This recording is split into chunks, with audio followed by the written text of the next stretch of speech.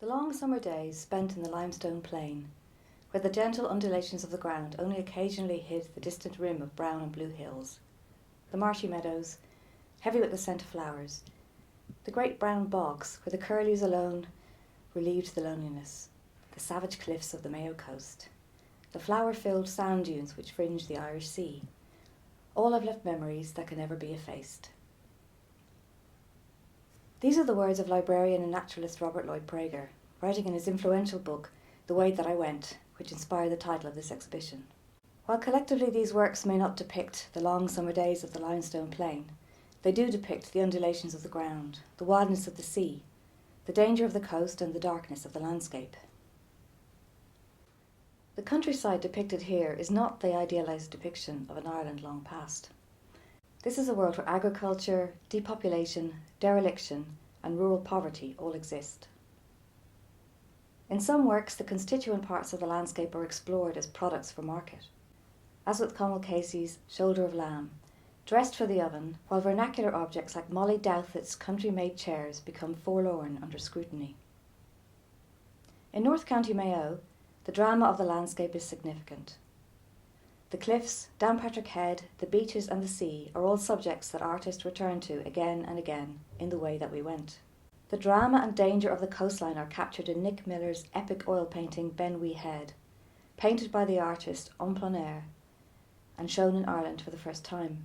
Its drama is echoed in the sensitive Conte drawings by Geraldine O'Reilly, while painter Ethna Jordan captures quiet moments of stillness in her subtle landscapes incorporating distant buildings. Additional works selected from Ballinglen's permanent collection include little scene drawings and dry point etchings by Donald Teskey and Pat Harris, each examining fragments of views and objects that represent the locality.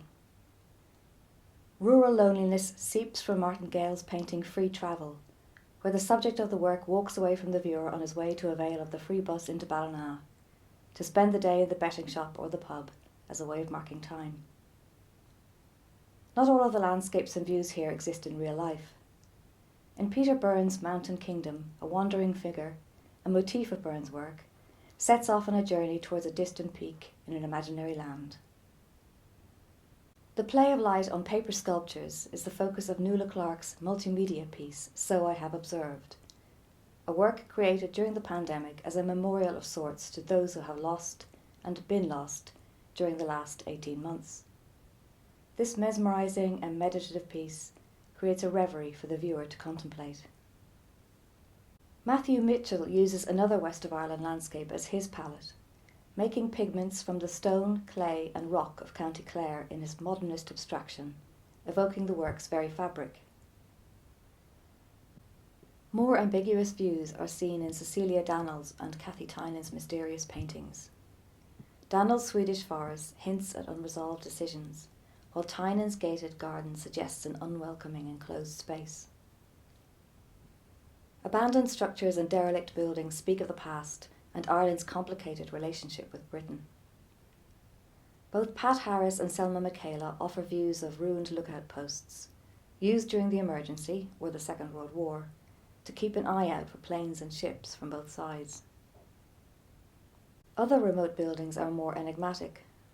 Kayma's small, deft oil and canvas shows us a flat-roofed building, isolated, perhaps no longer used, once a site of industry and rural labour.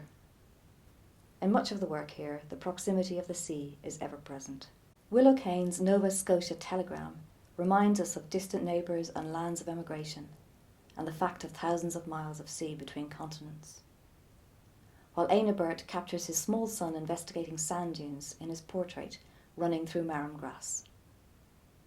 For further insight into the exhibition, please read writer and critic Joanne Law's commissioned essay, Living Archive, Landscape and the Rural Imagination, included in the exhibition catalogue.